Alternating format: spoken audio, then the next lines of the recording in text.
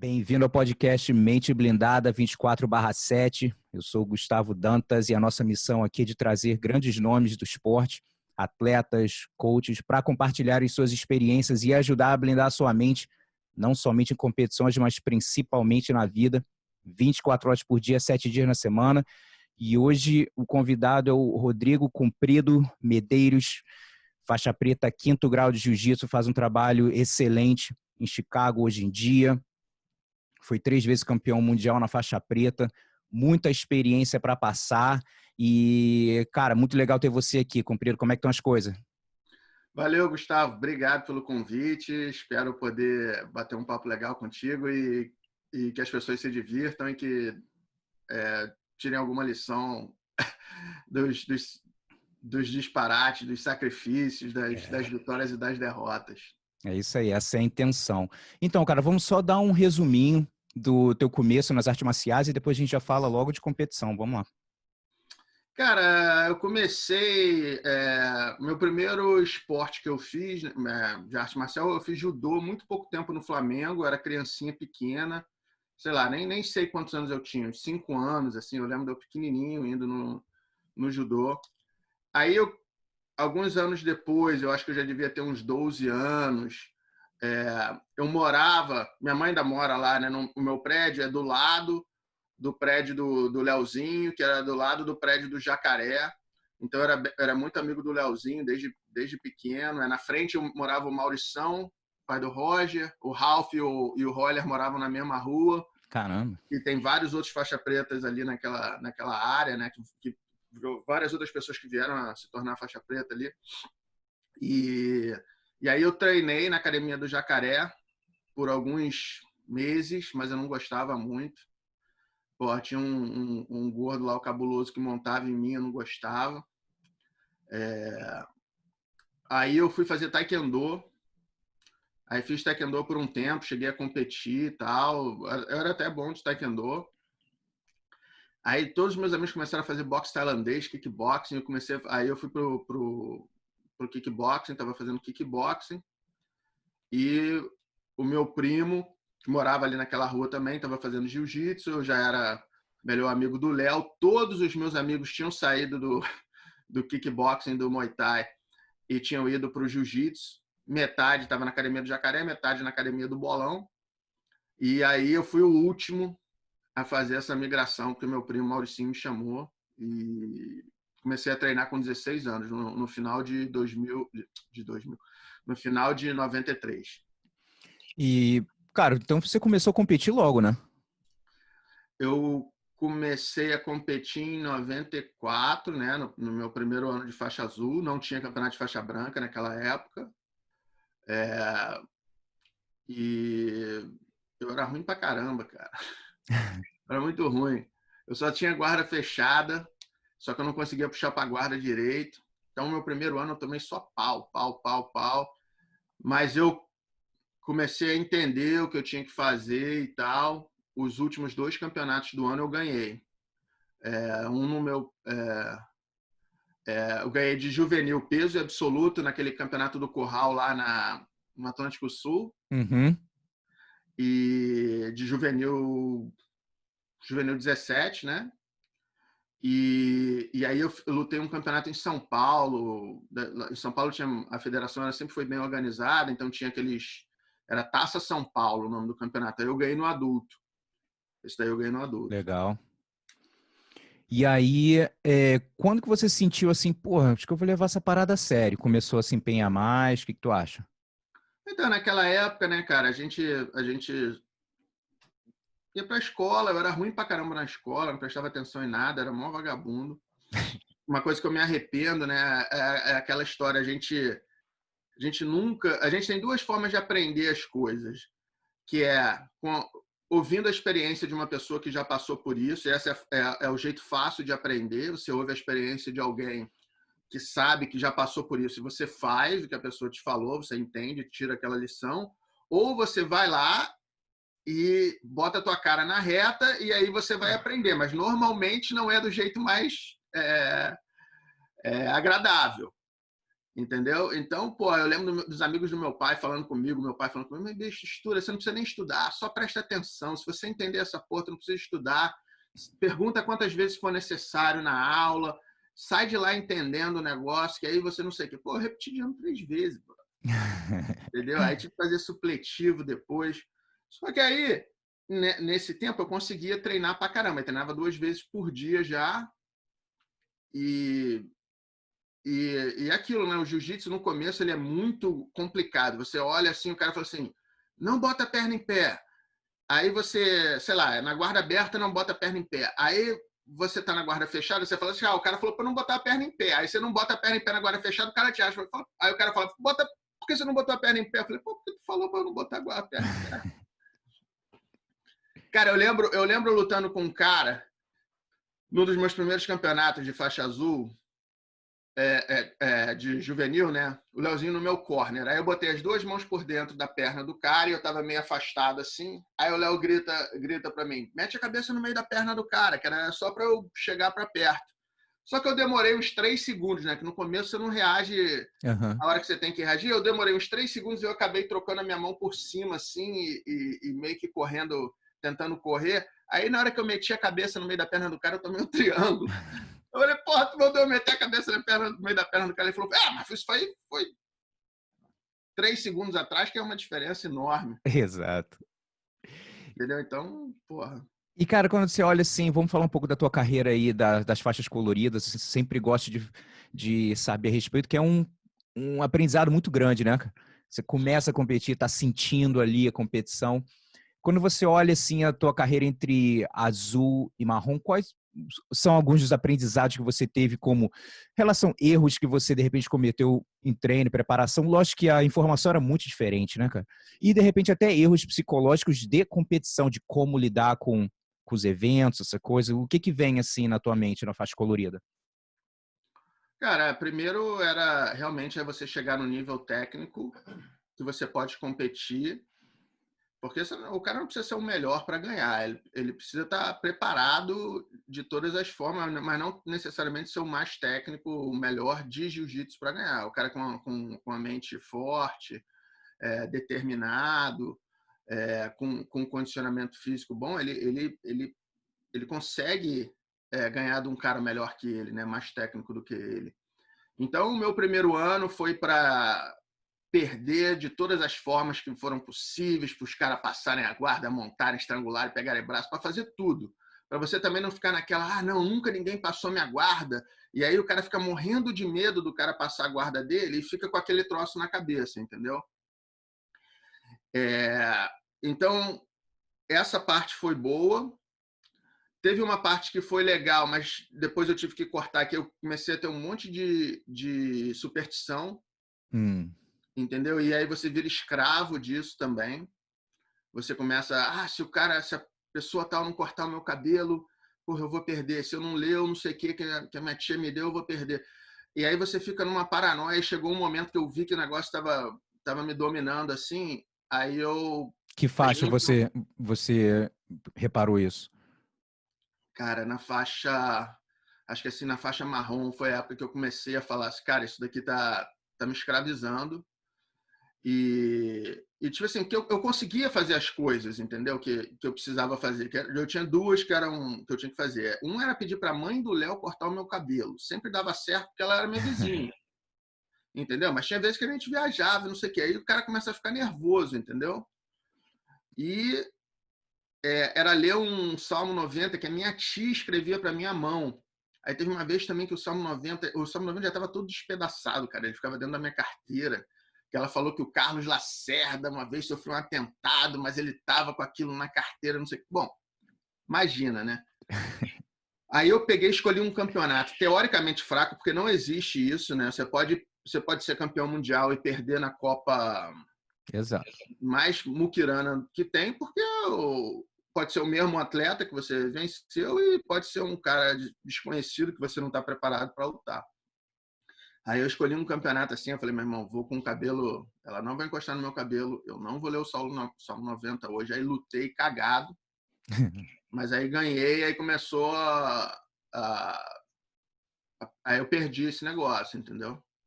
Legal. E, cara, qual foi o momento, assim, nas faixas coloridas que você sentiu a tua confiança dar uma subida? Que às vezes é uma vitória, né, cara? Você luta com um cara que de repente está ganhando bastante categoria, você, caramba, legal.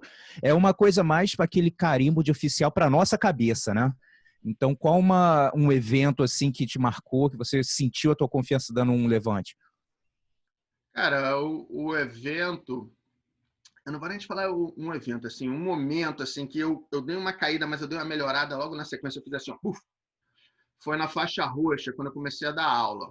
Porque eu ajudava o Magrão de vez em quando a dar aula particular e tal, mas eu estava até falando com o Malibu essa semana passada, ele foi a pessoa que me deu meu primeiro trabalho. Eu dava aula na Veiga de Almeida, ali na frente do Maracanã, Uhum. e aí eu era faixa roxa, eu saía é, da, é, lá de Ipanema, eu morava em Ipanema, ia para lá, dava aula, só tinha faixa branca, e voltava e não conseguia treinar muito. Então deu uma caída nesse lance de treino. Até tem algumas lutas que eu perdi que eu não deveria ter perdido. Assim, eu estava até, por coincidência, falei de uma dessas lutas ontem com o Marcelo Cazuza, que trabalha comigo aqui, que eu não deveria ter perdido. Só que quando eu comecei a dar aula, eu comecei a entender o jiu-jitsu. E aí que eu entendi o vacilo que eu tinha dado no colégio, comecei a entender. Demorou mais um pouquinho para entender o vacilo que eu tinha dado no colégio, mas eu comecei a entender que quando você sabe o que você está fazendo, entende o que você está fazendo, você não simplesmente repete, o cara te mostra uma posição, você vê aquele negócio. É igual decorar a tabuada, entendeu? Aquela porra tu esquece você decorar, você tem que saber fazer a conta, você tem que saber como é que chega naquele lugar. E aí você, para mostrar a posição que você faz, quando você começa a dar aula, é muito difícil, porque você fala, segura aqui, segura ali e faz isso aqui. Porra, ninguém entende nada se você explicar assim. E você não entende, porque você faz a tua posição, né? Hoje em dia a gente, porra, entende tudo que a gente faz, mas no começo você não entendia. Aí eu comecei a entender, eu falei, cara, é assim que eu me posiciono. Eu falei, porra, mas se eu fugir meu quadril um pouquinho mais, a minha posição fica muito mais forte. Se eu segurar um pouquinho mais alto, meu controle fica muito melhor. Aí eu comecei a entender esses negócios quando eu comecei a explicar para as pessoas. E aí o meu jiu-jitsu tecnicamente melhorou muito. Ele tinha caído fisicamente, porque eu estava treinando muito menos. Aí melhorou tecnicamente, aí na faixa roxa deu uma engrenada. Então eu tive um períodozinho, alguns meses na faixa roxa, que deu uma caída e eu perdi umas lutas que eu não tinha que perder. E depois ele engrenou de uma forma que aí foi o que me trouxe pro patamar que eu atingi, entendeu? Que era já um lutador muito mais consciente. Eu sempre fui muito consciente do que eu estava fazendo, de quem eu estava enfrentando.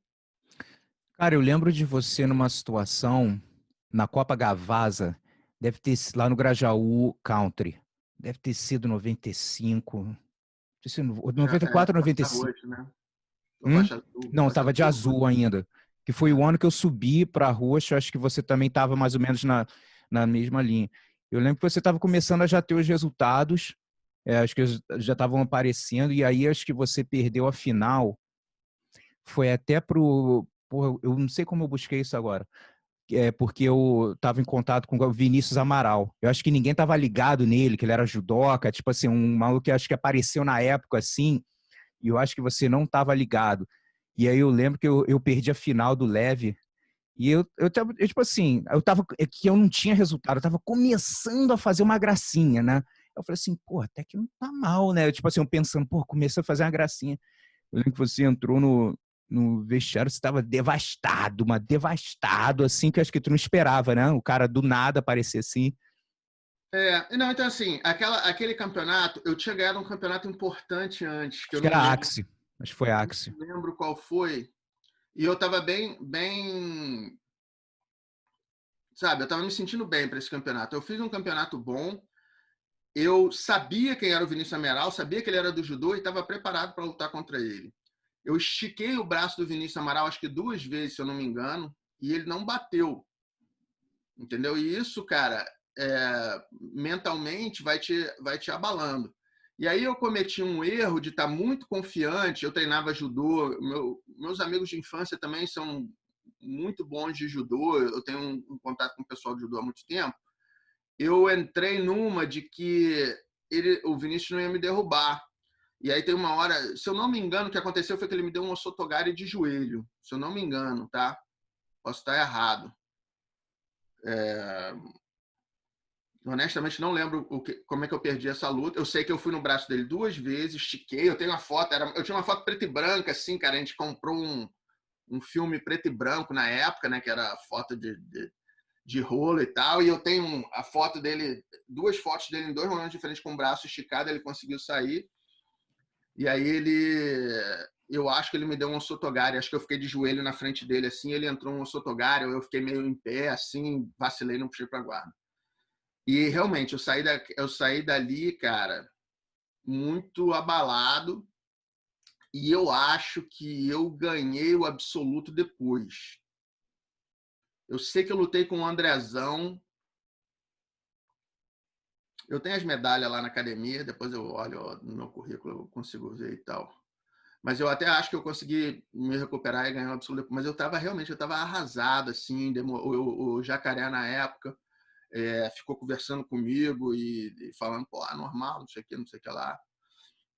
E aí você tem que se controlar, né? Botar você de volta numa situação que você pode lutar de novo, que você pode começar a lutar e entrar num evento.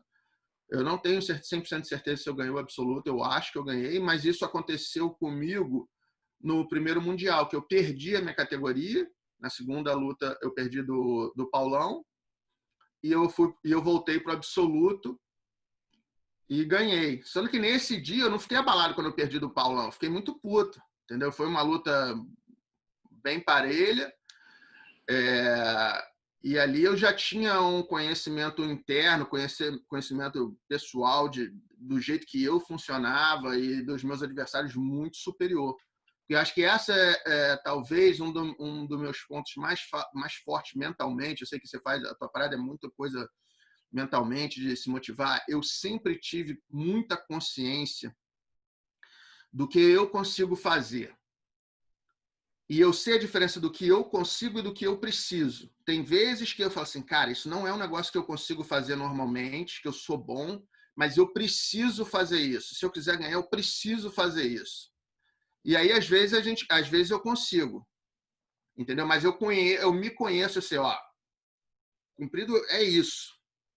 Você tem que se conhecer muito bem para, na hora que você precisa sair da tua caixa, você assumir o risco, você ter essa percepção que vai ser difícil de fazer, mas se você esperar o momento certo, se você tiver tranquilidade, se você se comprometer com o seu ataque, talvez você consiga fazer o que é necessário, mesmo sendo que o que seja necessário isso é uma coisa que você não esteja habituado a fazer. E eu tive várias derrotas que eu deixei minha mente sair dessa zona, entendeu? E, por outro lado, eu era um cara que eu sabia bem o jogo de todo mundo. Então, eu também sabia o que o cara fazia, entendeu?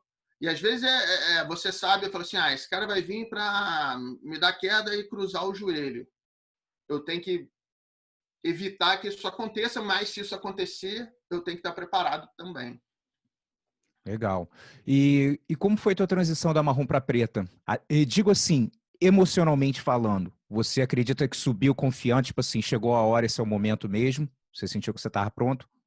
Cara, eu nunca quis mudar de faixa, né? A única faixa que eu quis mudar foi da branca para azul, porque não tinha campeonato na branca e na azul tinha. Então, essa é a única faixa que eu realmente quis. Eu lembro que quando eu comecei jiu-jitsu, o meu sonho, assim, né, era ser faixa marrom. Eu achava faixa marrom, porra, caralho, faixa marrom, maneiro pra caramba. Tinha uns caras faixa marrom lá na academia, que eram faixa marrom de muitos anos, assim, que me ajudavam, assim, eram os caras que eu me inspirava. Então, eu falei assim, cara, meu irmão, se eu chegar na faixa marrom, cara, vai ser o bicho. Aí, quando eu fui pra faixa preta, o Jacaré e o Magrão, a gente foi pro PAN, lá em Atlanta, tipo, 2, 3 dias antes do PAN, que eu lutei de marrom. Os caras chegaram para mim, ó, você vai ganhar a faixa preta e você pode 99, né? Você vai ganhar a faixa preta e você vai ficar responsável pela academia. Eu falei, pô, eu dava aula na academia para criança, entendeu? Aí eu falei, não, você não é maluco, não, Não tem, eu quero lutar mais de marrom, tem muita coisa para fazer de marrom aí, né? E tal. Aí os caras falaram assim, você sabe mais que eu? Você que é o professor sou eu, pô, quem decide sou eu. Eu falei, tá bom. Só que aí eu fui e perdi a final do campeonato. Aí eu voltei pros caras e falei assim, olha, cara, na boa, eu não posso ir pra faixa preta com a minha última luta tendo sido uma derrota. Tem que me arrumar um outro campeonato. Eu vou ter que lutar outro campeonato e eu só vou. Tipo assim, eu não impus nada pros caras, mas eu conversei com os caras e falei assim, cara, eu não queria mudar de faixa com uma derrota nas costas. Eu preciso. Minha última luta de faixa marrom, eu gostaria que fosse uma vitória. Aí tinha um evento, cara, de submission. Cara, era um evento meio esquisito lá na Carolina do Norte, que valia tapa e chute. E era num ringue. Eles chamavam de submission, mas valia tapa e chute, era num ringue. Eram as regras meio parecidas com a do rings, né? É. E Tipo um aí pancrase, até. assim, né? Hã? Mais ou menos tipo um pancrase, né? Aí eu luto de kimono contra os caras que estão. E os caras estão sem kimono. Parece até que é um vale tudo. E eu pego os caras rapidinho. Aí esse negócio aconteceu num sábado de carnaval. Eu ganhei a minha faixa na segunda-feira em Atlanta, mas tinha uns 10 gatos pingados lá, porque segunda-feira meio-dia. Eu saí de lá de noite, né, de Atlanta. Aí cheguei no Rio na terça-feira de manhã, cheguei na academia, falei, já tinha avisado para o Jacaré e falei com o Magrão. Falei, Magrão, eu não quero treinar de faixa preta ainda. Eu gostaria de receber a minha faixa de novo aqui das suas mãos, que na verdade o Magrão foi o professor que mais me influenciou. O Jacaré mudou para os Estados Unidos quando eu era faixa roxa. E mesmo antes, o Magrão não era professor, mas ele era aquele cara mais velho da academia, que o meu jogo é muito parecido, que sempre me chamava no canto, me dava um toque, que eu gostava de treinar, entendeu? E que é um cara que sempre me inspirou muito como atleta, o jeito, ele sempre é um cara calmo e tal. Aí ele falou, tudo bem. Aí eu fiquei a semana inteira de faixa marrom. No sábado, a gente fez uma cerimônia, porque aí eu achava que eu tinha que receber minha faixa junto com as pessoas que contribuíram para eu chegar lá. Porque jiu-jitsu é um esporte individual, só que o treino é em equipe. Sem equipe, sem bons parceiros de treino, você não vai ser nada, você nunca vai evoluir. E eu achava que, porra, eu no momento mais, talvez não o mais importante da minha carreira, mas do meu desenvolvimento, ali onde eu estava chegando na faixa preta, que é um objetivo de todo mundo. Meu objetivo, se falar a verdade, nunca foi assim chegar na faixa tal, né? Sempre foi melhorar mesmo, aprender mais e as minhas faixas sempre foram consequência disso. Mas eu estava chegando, é um milestone, né, cara? Você chegar na faixa preta. E aí eu recebi com meus amigos, era um negócio que para mim, faz sentido. Eu tenho um monte de gente que ganha faixa em campeonato, eu nunca gostei disso, cara. Eu nunca dei uma faixa em campeonato para um aluno meu, porque eu achava que, pô, esse é um momento que você quer compartilhar com calma com os teus amigos na academia, que pode ter brincadeira, todo mundo te abraçar, entendeu? Comemorar, lembrar aquelas coisas. Às vezes você está no campeonato, tem 5 caras que ajudaram aquele cara a chegar naquele ponto, e os outros caras todos que participaram do treinamento do cara não foram no campeonato na Califórnia, o cara mora em Chicago. Mas foi isso, essa era a minha forma. E aí eu cheguei na faixa preta com uma certa confiança. Pô, cara, parece que a gente está falando coisa, parece que é combinado. Eu acabei de postar uma foto, que foi a minha primeira luta de faixa preta. Foi em São Paulo, com o Marcelo Matias. Eu ganhei de 21-0. Então eu estava confiante. Eu sabia, eu tinha sido campeão mundial faixa marrom no peso. Deveria ter sido campeão mundial faixa marrom no absoluto, deveria ter ido para a final, pelo menos, né? Não posso dizer que eu ganharia, eu deveria ter ido para a final com o Felipe Lira, não posso dizer que eu ganharia do Felipe Lira, eu ganhei do Felipe Lira quando a gente lutou, mas final do Mundial é final do Mundial. Naquela época, não sei, tu provavelmente vai lembrar, quando o cara tomava uma punição, não entrava uma vantagem no placar. Uhum. A punição valia uma vantagem. Né? Uhum. A minha luta acabou uma vantagem para o Murilo Hupp, uma punição para o Murilo Hupp. Aí o cara vai lá, o juiz vai e pau, levanta o braço do Murilo Hupp. Eu falei, bicho, eu ganhei a luta no placar, você não pode escolher. Porque naquela época, uma punição valia uma vantagem para mim, só que não entrava no placar depois que entrou no placar, e me dava a vitória. O cara que tinha uma punição, ele estava perdendo. Fora que a vantagem dele foi um negócio ridículo, que eu até saiu na revista as duas fotos, que é o cara entrando num double leg com os dois joelhos no chão e eu voltando e eu metendo um ultimata nele. Tipo assim, não tinha por que ele ter ganhado a vantagem ali e ele tomou a punição. Ou seja, perdi a semifinal do absoluto. Eu estava confiante que eu conseguiria ter ganhado ser campeão marrom peso absoluto. Então, quando eu fui para preta, tudo bem, eu tinha perdido o Pan-Americano de marrom, mas eu estava bastante confiante, entendeu? Que eu ia chegar ali e que eu ia... Porra, cara, eu bati no Pan-Americano. É mesmo. Bati no Pan-Americano. Agora eu lembrei, pro Murilo pro Givanildo Santana. Fui lutar com ele, entrei meio displicente, agarrei na perna assim, fui levar meio na moral, tomei um relógio e bati. Caramba. E quando você fala, vamos falar um pouco agora das suas boas e não tão boas performances, né? Quando eu pergunto das boas, eu digo assim, campeonato que você se sentiu bem, não necessariamente você ganhou, às vezes vem com a vitória, mas não necessariamente, mas você saiu e falou assim, meu irmão, como eu lutei bem, me senti bem, fluiu bem, qual um campeonato que vem à sua mente? Cara, um campeonato que eu lutei bem, que assim, se você... O recente até que eu vou falar, não tão recente, mas não desses... Até, quando eu lutei com o Saulo no Metamores, se você fosse dar ponto, eu teria perdido aquela luta. Só que eu acho que eu lutei muito bem aquele campeonato. Obviamente, se valesse ponto, a luta seria completamente diferente. A hora que ele passa e monta é porque eu faço um negócio que eu jamais faria num campeonato de ponto, que é entrar numa chave de bíceps num cara mais curto que eu, com um bracinho curto, mas faltava 3 minutos. Aquela luta foi uma que eu achei que eu lutei muito bem e que eu errei na mão porque eu segurei um pouco demais. Eram quantos minutos de luta? Eram 15. Tinha muito tempo que eu não lutava nem 10 e eu não sabia o que ia acontecer lutando 15 minutos. Então eu segurei muito e no final o Saulo estava claramente muito mais cansado do que eu, mas foi uma luta assim que eu achei que eu fiz muito boa. Obviamente, eu não posso falar luta boa e não lembrar da minha luta com o Nino, entendeu? Os meus campeonatos mundiais absolutos foram excelentes, entendeu? Não tem como não, entendeu? Vencer o Zé Mário e o Roleta, que eram os dois finalistas do ano anterior no mesmo campeonato, finalização mais rápida da final de absoluto e tal. Mas essa é uma luta recente, assim, que realmente eu achei que eu fui bem.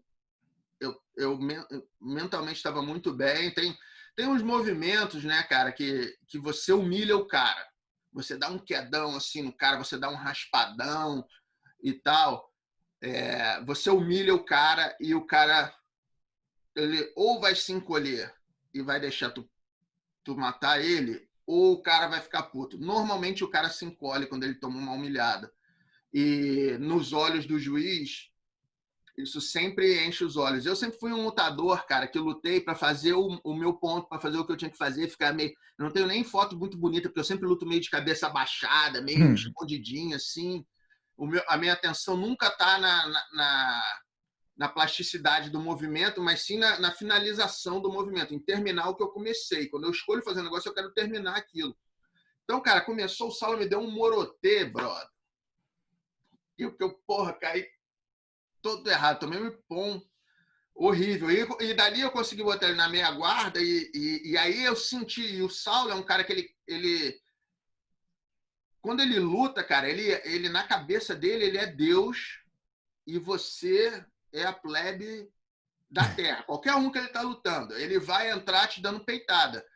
Isso já backfire nele algumas vezes não, mas porra, algumas vezes lutando comigo, porque se o cara começa a me pressionar muito, cara, eu começo a ficar com raiva, e às vezes eu tô numa de fazer uma luta mais tranquila, mas o cara começa a me pressionar, eu não gosto de ser pressionado, entendeu? Aí eu volto para lutar.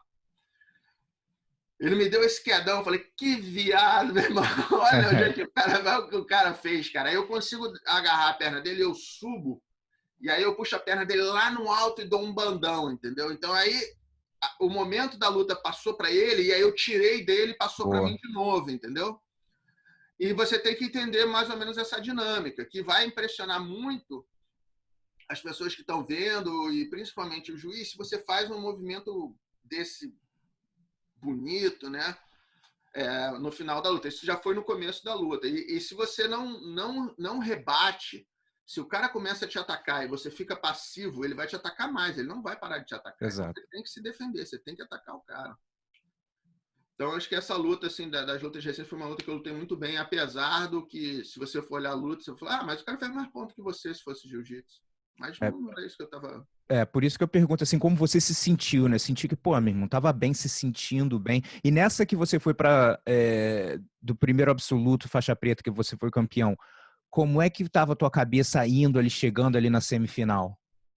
Cara, a semifinal eu entrei para lutar o absoluto muito confiante. Quando eu perdi uma luta do Paulão que foi uma vantagem, tá? Ele ganhou a minha meia guarda, aí ele laçou o meu braço, ele fazia isso bem pra caramba com a lapela e pegou a mão pelo outro lado. Eu fiquei 7 minutos para sair dali. Então demorou um pouquinho para a gente cair no chão.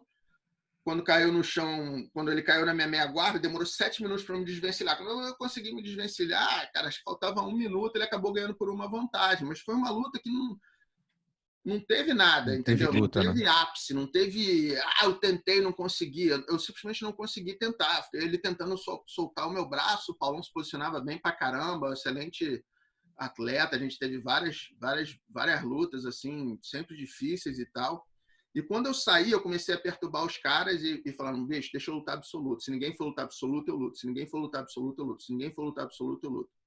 Tinham pessoas que eram mais antigas que eu, que tinham a prioridade para lutar o absoluto. Só que eu acho que os caras entenderam ali que a vontade de lutar, quando você tem um atleta que realmente está com vontade de lutar, é melhor botar ele, mesmo ele sendo talvez tecnicamente Exato. inferior, do que você botar um cara que é o bambambam, bam, bam, que está assim, eu luto. Pode ser. Tem 3 caras, tu fala assim, às vezes, né, a gente tem que armar a equipe, tá num campeonato desse, tem 3 caras que com condição de lutar. Aí tu chega pro teu bambambam, bam, bam, irmão, tá afim de lutar absoluto? Não sei, pode ser, tô meio cansado hoje. Aí tu vai pra um cara meio pangarezinho, tá afim de lutar absoluto? Professor, me bota pra lutar, eu quero lutar. Se ninguém lutar, eu quero lutar, eu quero lutar, eu quero lutar. Fala, meu irmão, é esse. Entendeu? É lógico que não é o desejo do cara lutar, não quer dizer que ele vai ser campeão. Exato. Nem o bonzão tá meio desanimado, quer dizer que ele vai perder. Entendeu? Mas isso é um indicativo que a gente pode usar, que eu uso bastante, entendeu? E às vezes gera um conflito em você como professor, que você sabe que esse cara é o melhor, mas você está vendo que ele não está afim de lutar. E esse garoto aqui, que não é tão bom, que está chegando ali, mas pô, você está vendo que o cara está no entusiasmo, entendeu? Então, muitas vezes, eu vou te falar que na maioria das vezes eu vou no entusiasmo. Boa. E vamos falar de uma performance não tão boa, que você saiu e falou assim, irmão, não rendi. E o que você aprendeu, principalmente, né? O que você aprendeu dessa experiência? Cara, eu vou te falar, aí teve um mundial, acho que foi quando a gente saiu da Aliança, tá? A gente ainda estava, nesse dia a gente ainda estava na Aliança, mas estava na briga. Então eu fui lutar o absoluto, eu ganhei a minha primeira luta. Se eu não me engano, a minha segunda luta foi com o Napão. E, cara, eu te juro, os caras estavam na beira, os caras da Aliança estavam, o Jacaré falando pouco, mas ali na beira do tatame, o Fábio no maior mau humor. E na época, eu tinha o Fábio não só como um amigo, mas como uma referência, né? Então o cara estava ali na beira, olhando com maior raiva, com maior recalque, torcendo para eu perder mesmo. Entendeu? E o Jacaré estava ali, mas não estava do jeito que ele normalmente fica. Não existia problema com o Jacaré na época, mas acho que ele se sentiu meio intimidado pelo Fábio ali. E eu tinha, obviamente, um grupo de pessoas que tava me apoiando pra caramba e que tava ali. Cara, mas eu juro que eu entrei para lutar esse campeonato, eu não tava pensando na luta, eu não tava na luta, eu ainda tava, entendeu? Um erro de concentração que normalmente não acontece. Na maioria das minhas lutas não acontece. E eu comecei a lutar com o Napão, cara, e eu não lembro quanto essa luta foi, mas eu tomei um pau. Mas, tipo assim, ele me deu uma queda, aí eu tomei a queda e na minha cabeça foi assim, tomei uma queda. Vou fazer 4 pontos. Aí foi, sei lá, passou minha guarda. Passou minha guarda. Vou fazer 7 pontos. Montou. Montou. Tem que fazer 11 pontos. Gustavo, eu juro, quando faltava 30 segundos, eu ainda não tinha entendido que eu estava perdendo a luta. Quando faltava 30 segundos, eu estava assim, tá, vou ter que finalizar. Mas, assim, completamente apático, eu nunca ia finalizar. Sabe o que eu fiz nessa luta? A melhor coisa que eu fiz na luta inteira, meu melhor movimento? Uma barrigada quando o cara estava montado. Foi o highlight, né? Foi o highlight, pô, se tu pegar a luta e falar, porra, vamos dar editada aqui pro cumprir, pra parecer que ele mandou bem. Tu vai botar eu dando uma barrigada. Eu tomei uma surra e a luta acabou e eu ainda não tinha... Eu tava assim, pô, eu tô fora do campeonato? Não posso estar fora do campeonato. Porque eu estava treinado, eu estava preparado fisicamente, eu não estava preparado mentalmente. Aquela confusão toda da gente brigar com os caras e sair da equipe e tal. Para mim, cara, naquela época eu era um cara muito pró-aliança, eu defendia muitas cores, eu achava que os caras, eu via os caras como meus irmãos, meus pais, meus amigos, e não é assim, entendeu? Então, para mim, foi psicologicamente muito difícil, entendeu? E ali, cara, foi a minha pior luta, assim, disparado. Não que o Napão não seja um cara duro, Lógico. não que eu não pudesse ter perdido pro Napão se eu tivesse concentrado, claro que eu poderia, mas, cara, Não um era cara você que ali. mentalmente se comporta do jeito que eu me comporto, não entender, não realizar, ter esse pensamento de delusional, né, cara? Eu tava assim, viajando e achando que eu ia pegar e dar um pau num cara que era duro pra caramba, assim, viajando. Foi muito atípico para mim, então eu ali eu falei assim, cara, porra, não posso fazer isso de novo. Tiveram outras vezes que aconteceram coisas do gênero, de eu não estar... Você tem que estar no melhor do teu jogo, não é só fisicamente, você tem que estar no melhor do teu jogo mentalmente. Exato. E é um erro você achar que você chega num patamar de concentração mental e que aquilo vai ficar contigo para sempre. É como qualquer coisa, você tem que estar treinado, você tem que estar focado, você tem que estar preparado. Você pode ser o cara mais habilidoso do mundo. Se você não estiver focado, você vai errar o teu movimento, você vai atrasar o seu movimento, o cara vai tirar vantagem disso. Então, essa foi a lição que eu tomei. Não achar que porque eu cheguei num nível, não estou nem falando físico, mas mental, que eu me conhecia, que eu conhecia os meus adversários, que eu não ficava nervoso antes de lutar, que eu era o rei do pedaço. Entendeu? Que eu ia sempre achar uma saída. Como eu achei várias vezes saídas. Eu comecei a perder lutas várias vezes e virei. Entendeu? Fazia parte da minha estratégia, algumas vezes, segurar a luta e não começar a lutar muito cedo, e não, mesmo que eu estivesse perdendo, continuar. Como fez muitas vezes parte da minha estratégia, entrar muito rápido fazendo um ponto, já para quebrar o cara do começo, entendeu? Dependendo de quem era o adversário. Mas ali foi tipo um alerta. E agora, hoje em dia, cara, lógico que a cabeça é tão diferente, né? Passa um filme na tua vida, assim, você lutando. Agora, como Master, a vibe é completamente diferente do que era naquela coisa quando eu era mais novo e tal.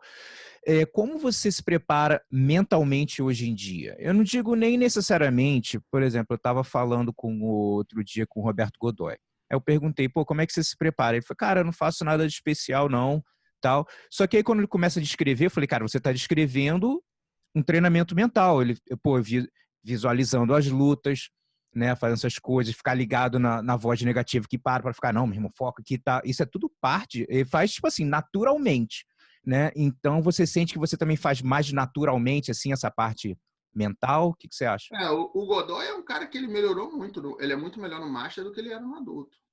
Ele melhorou muito. Eu, obviamente, acompanho as lutas. Eu já lutei com o Godoy algumas vezes. A gente nunca lutou de Master, mas ele melhorou muito. Não sei se é técnico ou mentalmente, né? Essa Combinação, né? Experiência, né, cara? mas ele está muito melhor do que anteriormente, do que ele era, né? Na categoria adulta. Cara, eu tô levando, e eu não falo isso nem com orgulho, nem para servir de exemplo para as pessoas, mas eu estou fazendo meio que levando na experiência, entendeu? Eu não treino tanto quanto eu, obviamente não quanto eu deveria, mas nem tanto quanto eu gostaria, entendeu? Porque a gente está numa fase da nossa vida que, pô, você tem muitas coisas mais importantes do que ganhar um Exato. campeonato para fazer. Pô, viajo. O último campeonato que eu lutei foi o Mundial Sem Kimono. Aquele campeonato, eu não estou mentindo, nem estou querendo tirar. Eu treinei uma semana para o campeonato, porque eu viajei 2 meses, todo final de semana. Todo final de semana eu estava fora, com certeza. Teve tempo de eu passar 2 semanas na Europa, fazendo seminário, dando consultoria e tal. Então eu não treino tanto quanto eu deveria fisicamente, não faço dieta. Eu nunca fiz dieta, né? Mas não faço dieta. Só que eu tenho o conhecimento do que eu posso fazer muito grande. E hoje em dia eu não estudo meus adversários tão a fundo como eu estudava, mas muitos deles são meus adversários antigos. Então eu já sei como os caras se comportam, entendeu? Não é de jeito nenhum o que você deve fazer se você quiser, se o teu objetivo é ser campeão, entendeu? Eu consigo muitas vezes ser campeão, às vezes eu perco. A gente estava até falando, pô, eu nunca fui campeão mundial de Master, fui 3 vezes vice, uma vez terceiro e tal, porque eu nunca parei para me preparar o suficiente e os meus adversários fizeram, entendeu? Mas é o que hoje em dia é o que acontece comigo. Mentalmente, eu de uma forma geral, eu sempre estou bem, porque são muitos anos. Eu não fico nervoso antes de campeonato, eu não tenho. Até dormir, sempre demora um pouco mais para dormir, até porque na maioria dos campeonatos eu estou fora de casa, né? Você está numa cama de hotel que é diferente, com um fuso horário diferente e tal. Mas na hora que eu entro ali, eu estou confortável. Eu me sinto confortável dentro do tatame, entendeu? Quando eu entro ali dentro. Não é um sacrifício, entendeu? Quando eu tô ali, que começa a demorar muito, eu quero lutar, porque eu quero chegar no momento que eu tô me divertindo, que eu tô fazendo a coisa. Não porque eu tô no pânico de, eu quero que isso acabe logo. Uhum. É o contrário, eu quero que isso comece logo. Entendeu? E Curtir isso a tem de todo parada, né? sentido. Você tem que ir para as coisas, eu quero que isso comece logo. Não, eu quero que isso acabe logo. Isso daí acaba com qualquer atleta. Verdade. Entendeu? Porra, treinei pra caralho, eu quero que esse campeonato acabe logo. Porra, aí tu vê que não tem alguma coisa errada. Eu quero começar logo, eu quero lutar logo, meu irmão. Tô aqui no gás. É assim que você tem que estar. Uhum. Mas, infelizmente, fisicamente, e por esses motivos, né? Família, tem filho, tem mulher, precisa ganhar dinheiro, não dá mais para treinar e se dedicar da mesma forma que a gente se dedicava quando a gente era garoto e só competia. O que é uma mentira, porque a gente não só competia, né? Todo mundo tinha que dar aula, era o jeito de ganhar dinheiro. Exato. Era dar aula ou ter algum emprego. Eu nunca tive outro emprego sem ser jiu-jitsu, mas eu sempre dei aula de jiu-jitsu, então. Legal. E, cara, o que você diz para os seus alunos, assim, com relação, se eles perguntam, pô, você acha que eu devo estudar os meus adversários ou não? Como você falou, hoje em dia, outro momento na sua vida, né? Mas se os seus alunos, assim, perguntam, qual a recomendação que você dá? Claro, pô. Hoje em dia é muito fácil, porque naquela época a gente tinha que estar no campeonato e Exato. ver o cara lutando, entendeu? Hoje em dia, tu vai na internet, tu pega a tua chave, que tá lá. Primeiro você já sabe que todo mundo tá inscrito. Tu vai lá, olha, esse cara aqui é bom. Tu vai lá, começa a ver a luta do cara. Se você analisar, você sempre vai ver aonde o cara começa a tomar perrengue, aonde o cara cresce, se o cara começa a luta muito forte, se ele começa a luta mais devagar, se ele cresce no final, se ele começa a tomar um atraso no final. E aí você pode planejar a tua estratégia. Qual é o tipo, como que ele puxa para a guarda, se ele puxa para a guarda, se ele sabe se defender do lado, se ele só explode com tudo, aí você se prepara para aquele cara. Obviamente, um campeonato de faixa roxa hoje, os caras têm que fazer 7 lutas, tem, sei lá, 200 inscritos, é gente pra caramba, não dá para você conhecer o jogo de todo mundo. Você só vai saber bem se você realmente estiver no campeonato e está prestando atenção na tua categoria, né? Você está ali meio de longe, está dando uma olhada, você tem que Você tá no circuito, né? Você, É, em outros campeonatos, você vê e tal.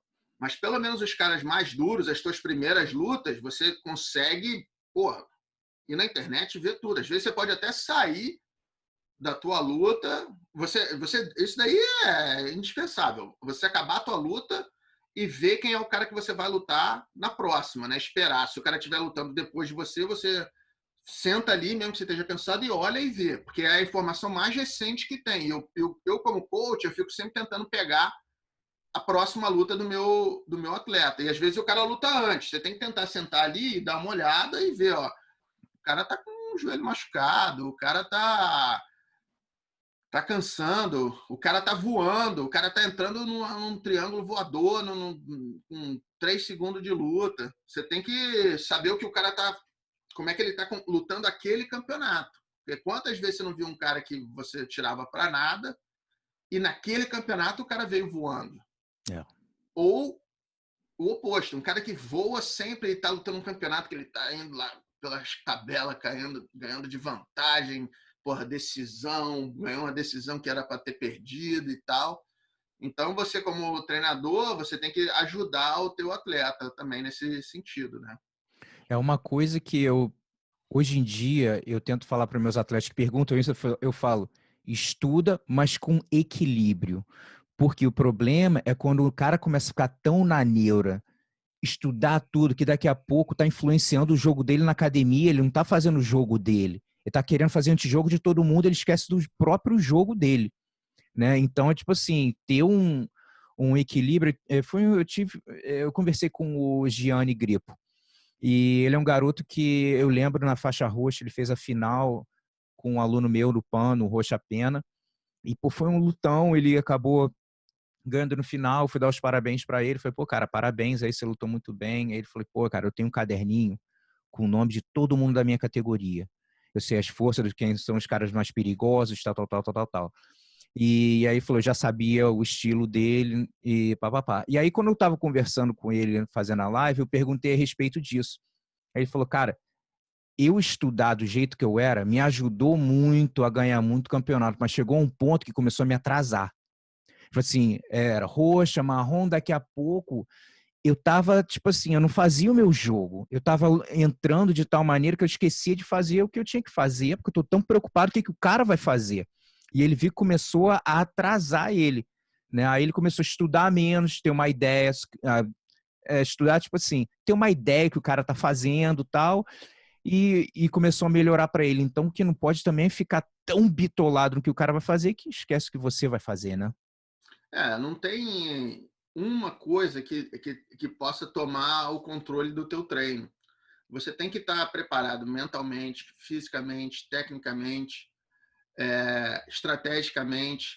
Você tem que estar conhecendo os seus adversários, mas você não pode se apagar para isso. Você não pode só entrar para fazer antijogo, não é antijogo não é a palavra, mas só para neutralizar o cara. É bom você saber o que o cara faz bem. Muitas vezes a posição se repete, né? Vamos supor, o cara gosta de fazer berimbolo.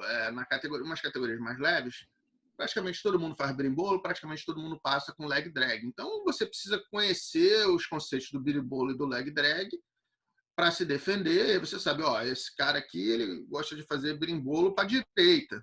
Então, o que eu posso fazer? Eu posso entrar com a minha perna esquerda na frente? Eu posso entrar com as 2 mãos por dentro? Você pode ter algumas opções que acabam sendo genéricas para todo mundo. O cara tem uma especificidade muito assim, tem um cara na categoria que faz, sei lá, o loop choke. Só faz loop choke, não sei o quê. Aí você é um cara que você vai prestar um pouco mais de atenção, porque é um movimento que é só aquele cara que faz, mas você não pode ficar em função só daquele cara. Para quem está lutando campeonato, que pode entrar 7 caras, qualquer 7 caras para lutar contra ele, né, no Campeonato Mundial de Faixa Roxa Peso Pena, pelo menos 7 lutas, não tem como você focar num cara só.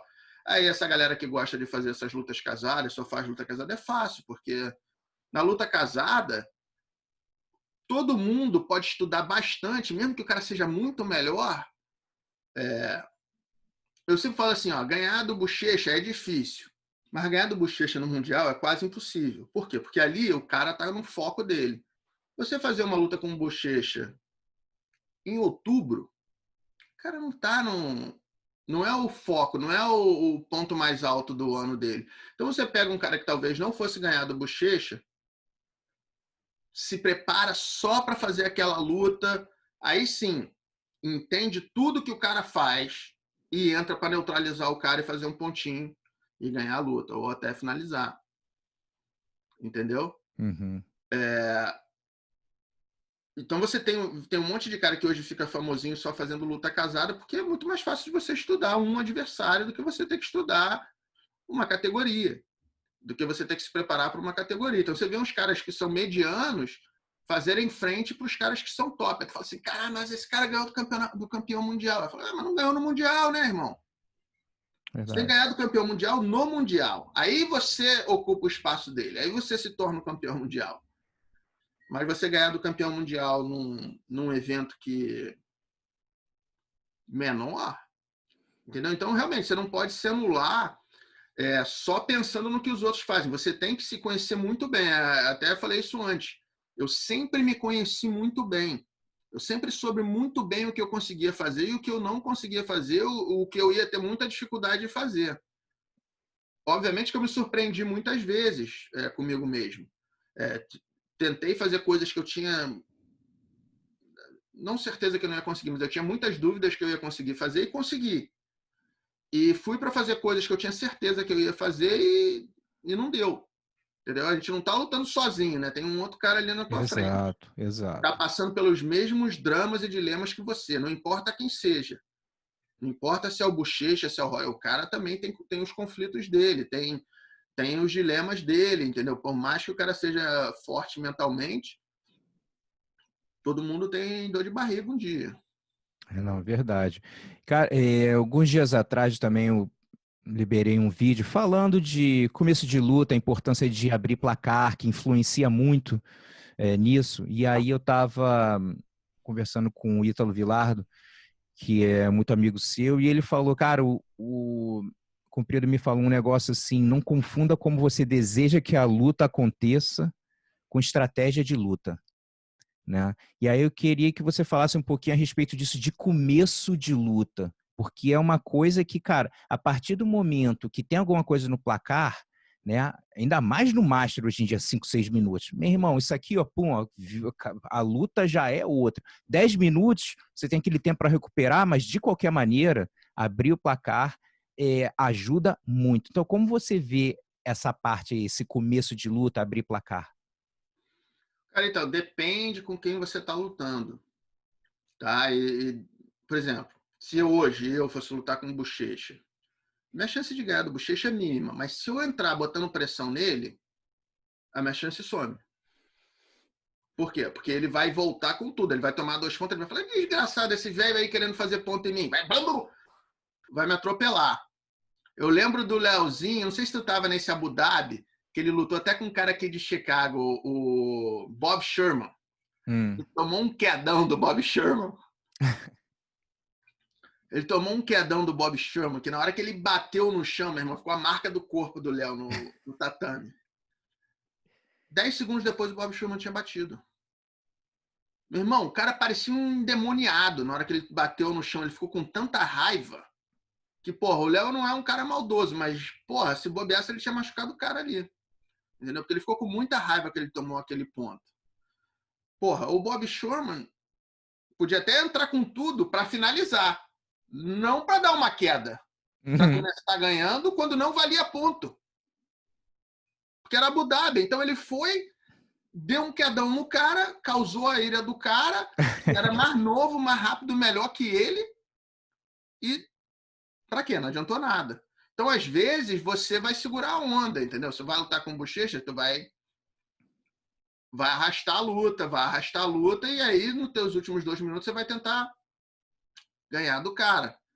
Para quê? Porque você não quer que o cara entre na luta, você não quer forçar o cara melhor do que você entrar na luta. Agora, se você sabe que o cara é impressionável, você entra, às vezes, atropelando já para fazer um ponto logo e já dar uma assustada no cara.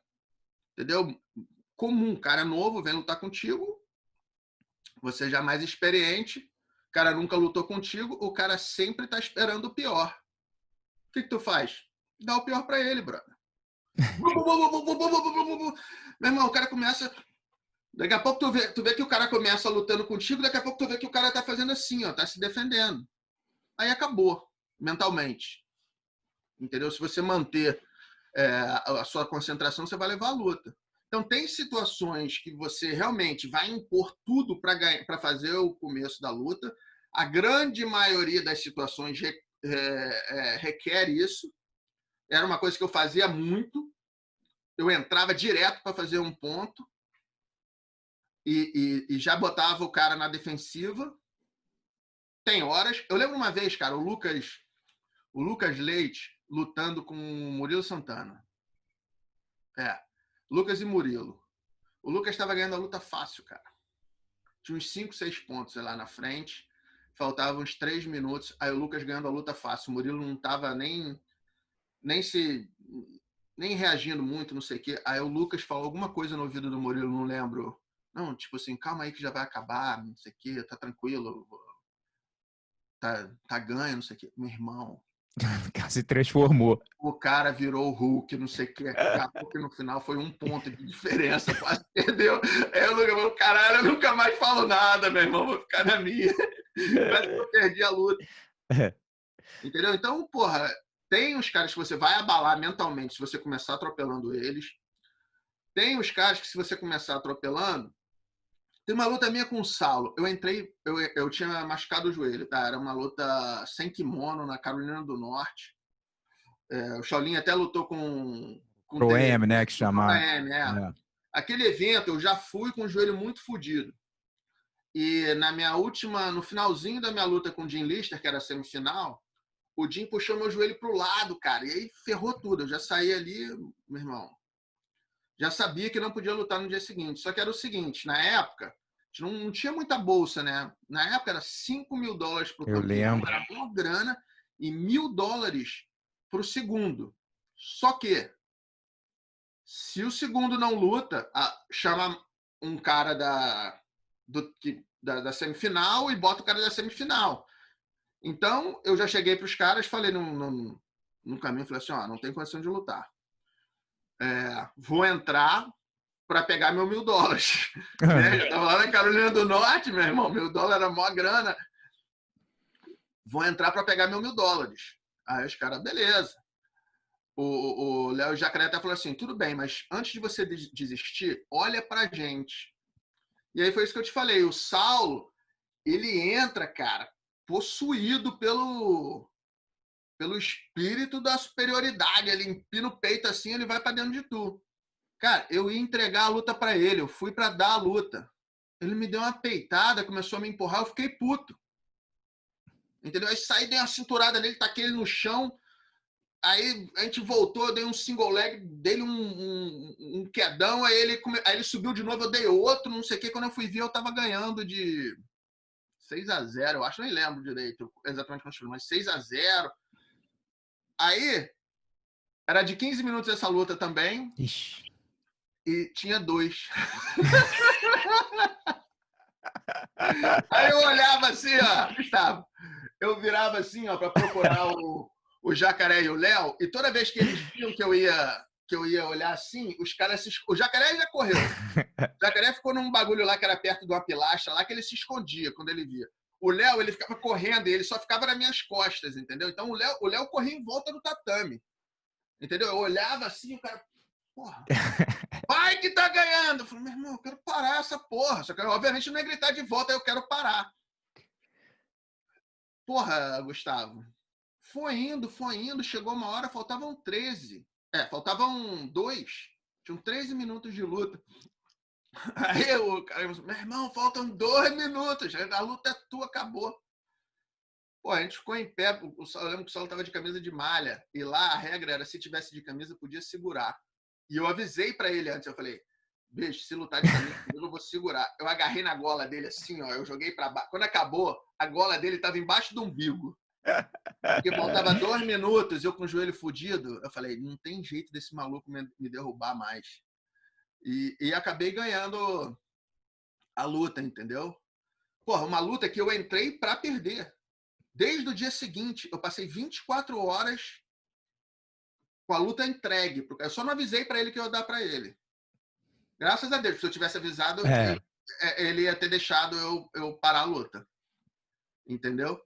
Então eu entrei ali para entregar a luta e numa dessa que o cara me pressionou, meu irmão, bateu uma pombagira lá e você começou. Então você tem que ter essa parada. Não é só o que você quer fazer. Você tá com a tua estratégia bonitinha, não sei o quê. O cara tem uma reação que você não espera, as coisas saem do controle, entendeu? Excelente. Essa era uma estratégia ruim para mim, que era uma estratégia que eu ia entregar a luta e eu acabei ganhando. Eu comecei com um pensamento ruim e acabei com um pensamento bom, levando a luta. Pô, excelente. Eu ia te perguntar alguma luta, quando fala a palavra superação, qual a palavra que vem, qual o campeonato que vem atualmente? Esse é um deles, né?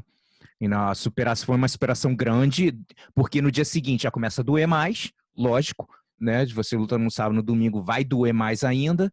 E tem alguma outra situação que você pensa em superação, fala, meu irmão, aquele evento ali, que às vezes pode ser lesão, às vezes pode ser problema pessoal, tantas coisas, né, cara? Que quando você termina, fala assim, meu irmão, superei isso. Cara, assim, esse evento eu tava machucado, eu sabia que eu tava machucado, eu fui. Eu lembro do Eugênio, você lembra do Eugênio, cubano? Uhum. Eugênio Estrada? Ele é fisioterapeuta também, né? Então ele tava lá em São Paulo treinando com os caras com ele. O Eugênio adorava o tererê, né? Adoro o tererê. Eu treinava o tererê, fazia o wrestling, não sei o quê. O tererê era o pupilozinho dele. Eu lembro que quando eu voltei, quando a gente voltou, ele não queria nem falar com o tererê. Ele só ficava, Cupido, tu é muito sinistro, Cupido. Eu nunca vi um negócio desse. Tava com o joelho que não podia, não sei o quê. Meu irmão, eu juro, eu tava fudido mesmo, Gustavo.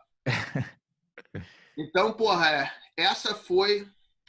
E teve uma, cara, que foi assim, uma parada que foi meio mental. Eu tava treinando para lutar um brasileiro. Era um brasileiro.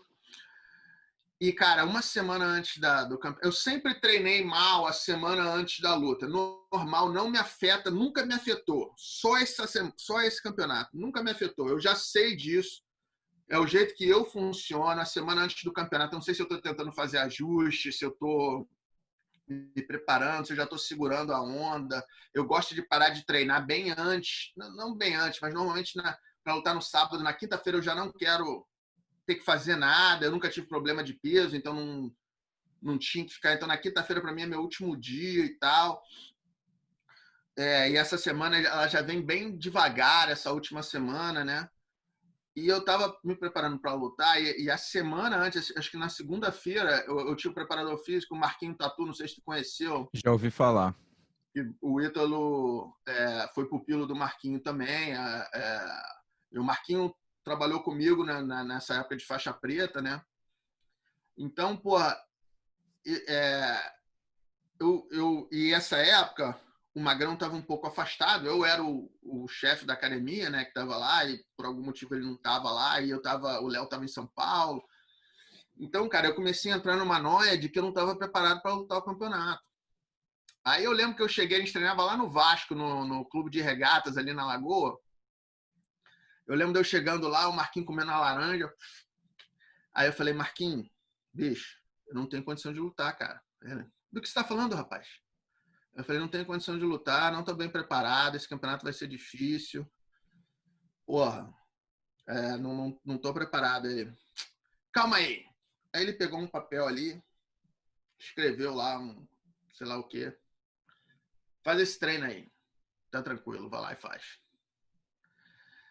Aí, falei, tá bom, vou fazer essa porra, né? Fiz o treino, não tava tão confiante, mas naquele momento, o cara sentiu qual era a minha vibe, entendeu? Que eu tava meio confiante. E se ele falasse simplesmente, para de bobeira, não sei o quê, não ia me ajudar. Ele pegou e me deu um placebo, entendeu, Gustavo? Uhum. Depois ele falou, eu sabia que tu estava preparado, porra. Eu sou teu preparador físico, tô te vendo treinar todo dia, eu sei que você estava preparado. Eu peguei e fiz um ajuste ali, mudei um pouco o treino para com uma base científica, mas uma semana tu não muda nada. Entendeu? Tá feito, tá feito. Exato. Não muda nada. Cara, eu fui lutar com o Paulão. Foi uma luta difícil pra caramba. Nessa época, o Saulo era o juiz e eu não falava com o Saulo.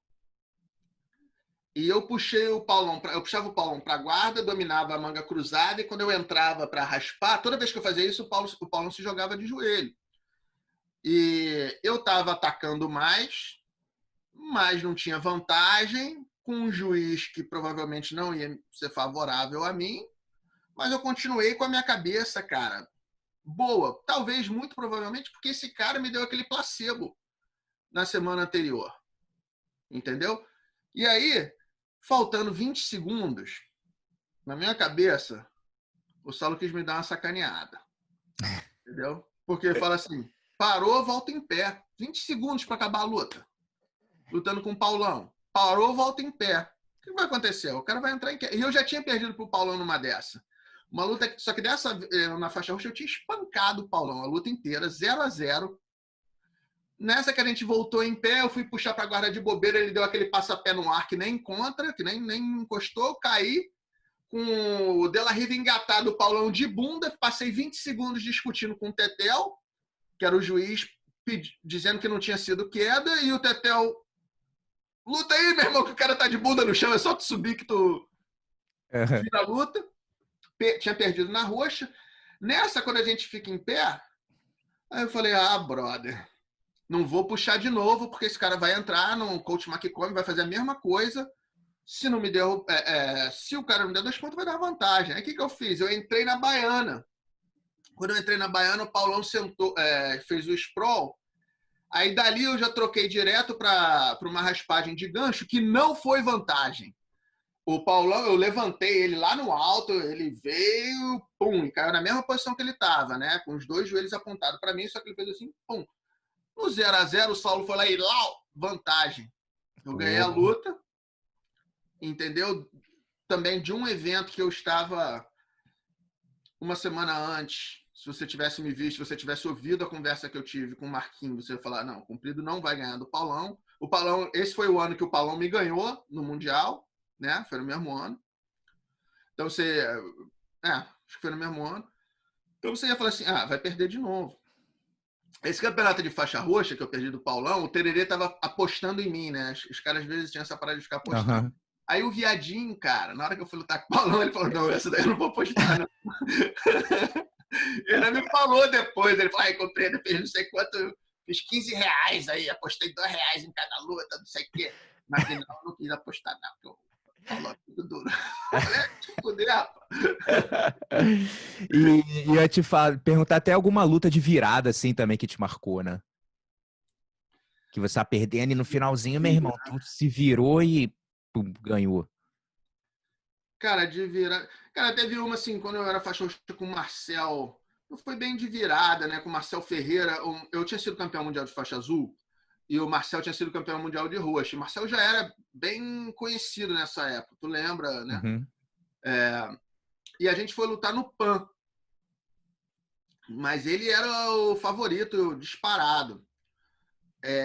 E ele começou por cima, ganhou a minha guarda, começou a me amassar e tal, então ele estava bem, só que eu ficava tranquilo na minha guarda ali, dei uma barrigadinha muquirana, 2 pontos. e levei a luta, os caras não acreditavam. E meus amigos todos treinavam no bolão, né? Então os caras ficaram, meu irmão, os caras não acreditavam. Aí eu luto com ele depois no estadual e ganho bem. Teve essa luta que foi assim que tá vindo na minha cabeça agora, que foi uma luta que eu tava também bem confiante e não me importei de tomar um amassozinho ali para virar a luta mais pro final. Porra, eu tinha pensado numa de preta aqui. Não vou dizer que eu tava perdendo, né? Mas assim, uma luta assim com muito vai e volta, aquela minha luta com o Nino. Porque essa luta com o Nino, cara, ela tem um componente psicológico também. A primeira vez que vocês lutaram? A gente só lutou uma vez. Ah, tá. É importante. Como eu falei já, como você sabe, eu gosto de me concentrar, eu mentalmente me preparo para lutar, eu sei o que o cara vai fazer e tal. Eu tinha uma estratégia para lutar com o Nino pronta antes de começar a luta. Só que o que acontece? Logo antes de eu começar a lutar com o Nino, o Jean, aquele garoto do Ceará, falece dentro do tatame no Mundial. Eu lembro. Eu carreguei a maca para fora. Quando ele caiu, ele estava lutando com o Minotouro. Eu estava vendo a luta, só que ele estava de costas. Eu estava achando que ele era o Eric Vanderlei, que era meu camarada, entendeu? Ele anda de lado, ele cai. Demorou um tempo para eu ver que não era o Eric. Mas eu vi a situação inteira, entendeu? O cara tá lutando assim de costas, ele anda pro lado e cai assim, brother. Entendeu? E aí tem uma hora que ele dá um ar assim que vai voltar, dá um espasmo, levanta a mão, ele faz um movimento assim que o nego achou que ele ia voltar. E nessa, o nego já entrou com a maca. O Tijuca, um campeonato, um ginásio horrível, né? Muito apertado, lotado. O médico, o nego botou o cara na maca, aí tá o médico em cima da maca fazendo ressuscitação no cara. Eu não vi isso porque eu estava levantando a maca. Aí veio uma galera, alguns lutadores que estavam perto, não sei como que eu fui parar lá dentro do tatame, cara, não sei, porque eu lembro que eu estava na última grade do Tijuca, sabe? Naquela lá em cima, não estava na beira do tatame, eu estava lá em cima. Eu não sei como que eu fui parar dentro do tatame e a gente levantou o médico, ele estava fazendo massagem cardíaca, a gente levantou o médico, ele estava fazendo massagem cardíaca. Me disseram que na hora o médico parou de fazer massagem cardíaca e se segurou na maca com medo de cair. Aí a gente levantou a maca, levou os dois, o médico e o Jean, para fora do Tijuca. A ambulância não conseguia chegar, Gustavo, porque aquela rua estreita, a ambulância não conseguia chegar para pegar o cara. E o médico ali fazendo parada, massagem cardíaca, e isso era o absoluto rolando, né? Parou o campeonato, obviamente, o absoluto rolando. E, tipo assim, eu ainda meio olhando assim, né? Aquela cena acontecendo.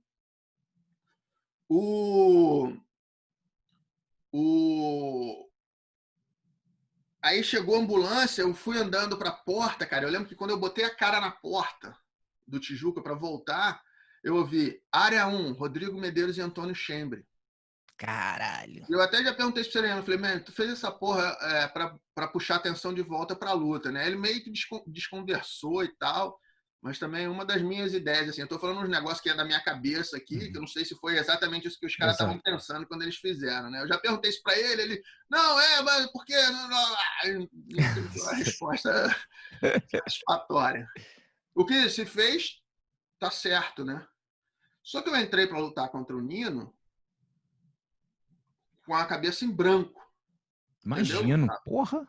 Não tinha, não teve como me concentrar para aquela luta. Eu lembro de eu falando para mim mesmo, cara, agora tu vai lutar com o Nino, tu tem que estar preparado, tu tem que. Só que a minha cabeça fugia, assim, entendeu? Meu pensamento fugia e eu não consegui segurar ele, de focar naquela luta. Só que quando a luta começa, aí foi só na luta que eu pensava, entendeu? E aí é uma luta bem estratégica. Quando eu entro com a mão, eu entro para fazer o ponto nele, eu eu já sabia que ele ia puxar para a guarda, então eu tento entrar na perna dele para fazer 2 pontos. Nessa que eu faço os 2 pontos, o desgraçado cruzou meu braço. Ali eu sabia que se eu não reagisse, ele ia me pegar. Então eu dei uma queda nele, meu braço caiu assim, ó. Eu na guarda fechada. Eu falei, irmão, aqui não vai ficar. E eu pulei. Quando eu pulei, meu irmão, o cara veio igual um carrapato agarrado aqui e começou a fugir para minhas costas. Por esses ações do destino aí, sei lá, o Leozinho tinha feito a mesma coisa comigo na semana anterior. Entendeu? E aí, o que eu fiz? A primeira coisa que eu fiz foi ter a presença de espírito de não deixar ele botar o gancho. Então, a primeira coisa que eu faço quando ele começa a ir para minhas costas é segurar o pé dele para o pé dele não entrar aqui. Eu seguro aqui, e aí eu comecei a me inclinar para manter o peso dele em cima dele, não em cima de mim, me jogar para cá, né? Para fazer uma cadeirinha, um suporte para ele vir. Então, eu deixei ele aqui assim, embaixo de mim. Mas ali, cara, tava ruim demais, né? Tu tava lá, tu provavelmente lembra da que tava uma grande... Acho que foi 99? Foi 99? Foi em 2000. Não, 2000 já tinha, 99, que eu já tinha vindo para os Estados Unidos. Eu vi só vídeo, essas coisas depois. Aconteceu, eu lembro ele atacando as tuas costas. Mas tu imagina como não era lá, porque o Tijuca tem aquela acústica que qualquer coisa que tu fala já fica alto, né? Tem aquelas pilastras assim, é um teto assim, então o som vai. E era uma luta que chamava atenção, porque era o campeão mundial, contra o Nino, que era o cara, sei lá, um dos melhores caras da nossa geração, quer dizer, uma geração um pouquinho mais à frente da gente, mas que a gente, com certeza, tenho certeza que você viu o Nino como uma referência e tal. Sempre tá na minha lista de top 5, muito sinistro. Para mim, também, entendeu? Então, cara, a gente fazendo aquela luta, aquela confusão do cacete, e eu segurando aqui pro cara não ir nas minhas costas, aí na hora que eu estabilizei, eu falei, bom, agora eu tenho que impedir ele de botar a mão na minha gola. Aí eu consigo agarrar a cabeça do cara assim, a gente vai se embolando, e aí ele começa a quicar na minha frente, eu seguro a perna dele, não sei o que, acabo boto ele para baixo de novo. E quando eu vou no braço dele, que eu acabo finalizando, eu sabia que ali alguém ia bater, porque foi uma Kimura que estava meio do ataque lateral. E eu sabia que se eu não botasse a mão dele nas costas dele, ele ia cair no meu braço do outro lado. Eu tinha certeza ali. Eu falei, meu irmão, agora que eu me meti nessa roubada, eu vou ter que levar o braço. Eu acabei levando. Então, essa foi uma luta que, por muitos momentos, eu estava atrás achando que eu ia perder. Numa situação, não achando que eu ia perder, mas numa situação muito... É complicado, né? O Nino nas tuas costas daquele jeito, não é uma coisa fácil, entendeu? Pô, com certeza, muito doido. Eu sempre falo, cara, o Nino foi um cara que eu comecei a prestar atenção, mesma coisa que o Leozinho, eu comecei a prestar atenção na faixa roxa. Eu olhava assim, e uma coisa que você até mencionou do Léo que me chamava atenção, eu falava assim, meu irmão, toda vez que o nego abre o placar nesse moleque, ele pira. Então eu sempre olhava isso assim, às vezes ele tá lutando num ritmo, alguém marcava um ponto nele, meu irmão, ele ligava o motor de tal maneira assim assustadora. E o Nino também, eu comecei a reparar ele na faixa roxa, eu olhava, falei, meu irmão, esse moleque aí é embaçado. Aí comecei a acompanhar mais e vi, acho que foi até um novo Leblon, acho que é a primeira vez que eu vi lutando, que eu parei para prestar atenção, né? Que era aquele campeonato, que era um campeonato de faixa roxa, né? Esse do Novo É. Leblon. Só de faixa roxa. Era até. Bom, não, ele fez, teve um evento que ele fez isso, acho que o Big Red fez só de roxa, mas alguns, eu lembro que. Eu só lembro até faixa roxa, eu lutei de azul, roxa vendo, eu não lembro se teve realmente marrom, mas eu lembro que teve. No que eu lutei, acho que uns 2 ou 3, eu lembro vendo o Acho roxo que e o marrom. último foi um que só tinha roxa, se eu não me engano. Acho que sim. E, cara, se eu falar o termo mente blindada, quem é um atleta que vem à sua mente? Parceiro de treino, que você teve a chance de conviver treinando, vendo competir?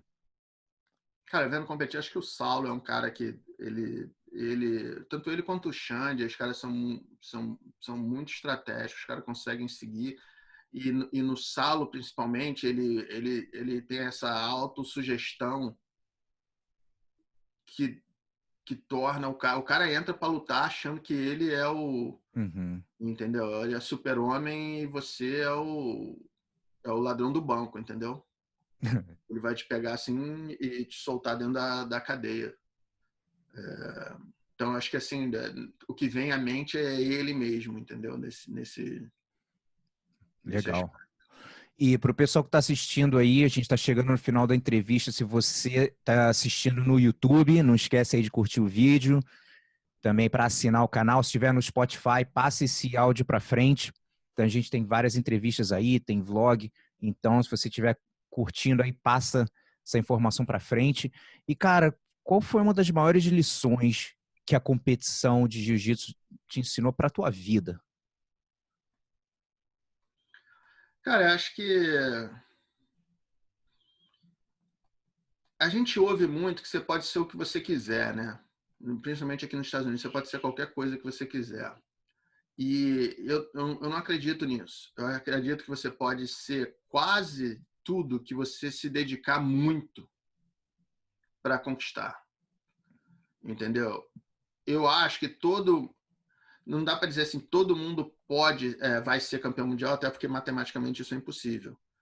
Mas que mesmo um cara que hoje é ruim, né, na situação correta, vamos dizer, um garoto ruim de 18 anos, se ele botar na cabeça dele que esse é o sonho da vida dele, esse é o objetivo da vida dele, e ele se preparar para isso, ele treinar bastante, ele competir bastante, porque para você se sentir confortável competindo e poder desenvolver o teu jogo só competindo, é o Exato. único jeito de você se treinar, de você treinar a sua mente. Você sabe, qualquer pessoa que lutou, não importa o quão forte a sua mente pareça hoje, todo mundo teve medo, todo mundo teve ansiedade, todo mundo se questionou, todo mundo achou que ia bater, entendeu?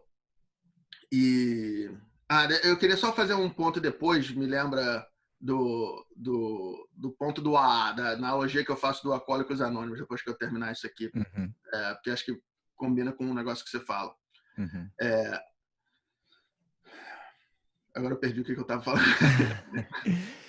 Falando que, meu irmão, você só pega experiência lutando, né? Tem que ter É, ritmo de jogo, não tem essa. exatamente. Você pode ser um lutador medíocre, um atleta medíocre, um praticante de jiu-jitsu medíocre, mas você fala assim, eu quero melhorar. Você vai treinar várias vezes por dia, vai se alimentar, vai fazer preparação física, vai conversar com o seu professor, dizer quais são os seus planos, vai buscar o máximo de informação que você conseguir, principalmente física. Internet é legal, mas você vai no seminário do cara, de vários caras, e vai principalmente competir bastante. Vai perder pra caramba, mas o teu gol não é ganhar a próxima competição, é ganhar o Mundial. Ninguém ganha o Mundial treinando 2 meses. Para você ganhar o Mundial, é um acúmulo de 5, 10 anos de treino. Isso é o que é, rapaziada, entendeu? Às vezes eu vejo um aluno meu chega para mim, não, vou treinar para casa, vou ser campeão mundial esse ano. Vou treinar 2 meses, não sei o que. Eu falei, irmão, então volta para casa, porque não é isso. Para você ser campeão mundial, para você ganhar um evento desse, você tem que estar treinando. É o acúmulo de tudo que você fez na tua vida, entendeu? Como atleta, às vezes até coisa que o seu pai te ensinou, entendeu? Para te deixar um cara mais confiante, com a mente mais forte. E o cara tem que estar entendendo que quando ele está entrando nesse campeonato menor, não é para ser campeão. É ótimo o cara ser campeão, mas é Exato. para se fortalecer, para ele passar pelas situações, para ele não ter aquela parada, não, ninguém pode passar minha guarda. Eu não quero saber se tu vai passar minha guarda, Gustavo, se tu vai montar. O que eu quero saber é se eu vou te ganhar. É isso que eu quero no final das contas, é te ganhar. Se você passar minha guarda, meu irmão, eu vou continuar lutando. Grande merda, passou minha guarda. Se você pegar minhas costas, grande merda, pegou minhas costas. Eu tenho que continuar lutando, eu não posso parar de lutar. E continuar buscando meu objetivo. Entendeu? Esse era um ponto que eu queria fazer. Uhum. E um outro ponto, assim, que não sei se você já fala esse tipo de coisa, mas quando eu estou lutando, e muitas vezes eu chego numa posição desconfortável, eu tenho tipo um mantra, cara, que é igual o do AA, que é só mais um dia. O Uhum. meu é só mais um segundo. eu tô numa situação ruim, eu falo só mais um segundo aqui, só mais um segundo aqui, só mais um segundo aqui. E ao mesmo Boa. tempo eu começo a analisar a situação, começo a tentar escanear o que está acontecendo para achar um buraco. Porque se eu entro no pânico e falo, caralho, eu vou bater, isso aqui é a pior coisa que o cara pode fazer. Tá? Você está se defendendo aqui. Se você tira a tua mão daqui para fazer isso aqui, ó, você perdeu, irmão. Você já está se falando que você quer bater. Você falou, não é pro cara, não, é para você. Eu vou bater. Eu estou preparado para bater, eu quero bater quando o cara faz isso.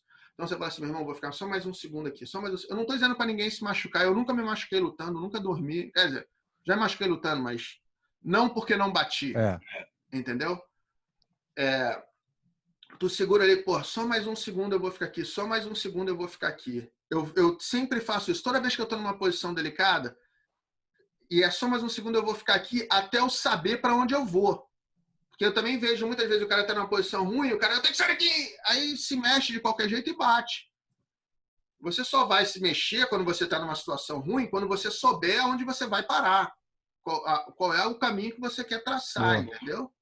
Então eu acho isso muito importante, cara. É o cara se controlar, falar assim, não, vou esperar um segundo aqui, só mais um segundinho, só mais um segundinho. Várias vezes o cara desiste de atacar, ou várias vezes o cara comete um erro enorme, mudando o ataque, tentando passar para outra situação, tentando mudar de uma finalização para outra. E aí você consegue sair, entendeu? Agora, se você está aqui, uma luta que, para mim, isso aí ficou claro, né, que eu usei, ficou na minha cabeça, que me ajudou a definir isso, foi o Jamelão com o Nino, numa luta casada lá no iate, que o Nino dá um triângulo no Jamelão. O Jamelão, meu irmão, ele ficou preto, vermelho, azul, amarelo, ele já estava ficando branco dentro do triângulo. Aí ele faz o quê? Ele empina o braço assim pro Nino e o Nino vai no braço. Entendeu? Ele ficou pensando ali como é que ele ia sair. Ele dá o braço, na hora que o Nino vai no braço, ele tira a cabeça e passa a guarda do Nino. Aí ele cai de novo no triângulo, toma um sufoco, tenta sair, tenta sair, tenta sair. Aí ele fala assim, ó, toma o braço. O Nino não teve a presença de espírito de falar assim, eu estou com minha finalização engatada, eu não preciso ir no braço do cara. O Jamelão se segurou até o cara cometer um erro. Entendeu? Ele expôs ali para o cara cometer o erro e atacar o braço. Trocar o triângulo pelo braço. Então, cara, você tiver uma situação ruim, se situa e fala para você mesmo, só mais um segundo, não importa quão ruim a situação é, ainda mais no jiu-jitsu. Você pode estar numa situação horrível, um segundo depois, você está na mesma posição no teu oponente. Então, não deixa a tua mente te pregar peças. Eu acho que essa é o forte do teu canal. Gostei bastante dessa aí. Gostei bastante dessa aí, porque, como você falou, você tem que estar muito presente na luta para ter essa realization, né? Para você ver que, não, peraí, só mais um segundo, porque senão, como você falou, se o foco sair, você vai falar, babou, né? E aí, mesmo, não tem como, mas ter o treinamento, manter esse foco, né, de só mais um segundo, realmente tem que ser trabalhado. Né? E é uma coisa legal, gostei muito até para o pessoal fazer em treino. Em treino, exatamente. Tudo que você vai... Para eu fazer alguma coisa no campeonato, tem que fazer em treino. Quando eu treino, eu conto os pontos, não porque eu quero ganhar do meu adversário, mas eu quero estar com a minha cabeça afiada. Não que eu também... Eu marco o ponto na minha cabeça e eu não olho no placar. Esse é o maior erro do mundo. Eu tenho consciência do ponto que eu estou fazendo, mas sempre que eu estou lutando, eu dou uma olhada no placar para ter certeza do que está acontecendo ali, de como as pessoas que têm o poder de julgar a luta estão julgando. Exato. Mas você começa a prestar atenção no tempo, entendeu? Quanto tempo você está aqui? Eu já estou nessa posição há muito tempo, então se eu ficar muito mais tempo aqui, eu vou tomar uma punição. Pô, o cara me atacou 5 vezes, eu não devolvi nenhum ataque, entendeu? O Rodrigo, o irmão do pé de pano, ele fica rindo, que eu falo assim, cara, eu dei 10 passapé no cara, o cara me deu uma sacudida. Aí ele fala, pô, mas tu conta de verdade? Eu falei, não, eu conto de verdade. Eu sei quantos ataques eu fiz e quantos ataques o cara fez. Isso me dá volume, entendeu? Então, você ser atacado e não responder pode ser parte da tua estratégia, mas normalmente não é a melhor. Você deixar o cara crescer, né? Então, é isso. Manter a mente afiada. Esse mantrazinho de só mais um segundo, só mais um segundo. Eu lembro daquele meme que tem o cara cavando, Aham, Ele para aham. de cavar uma picaretada do diamante. Exato. Entendeu? Essa é a situação. Você está aqui, cara. O outro cara, ele está se questionando também. E eu faço o contrário. Quando eu estou atacando, eu falo, se mantém no controle, se mantém no controle, se mantém no controle. Só mais um segundo de controle. Por quê? Quando a gente vai ficando frustrado quando a gente está atacando o cara e não pega. Entendeu? E o cara sai da primeira, sai da segunda, então já não quer mais atacar o cara na terceira vez, entendeu?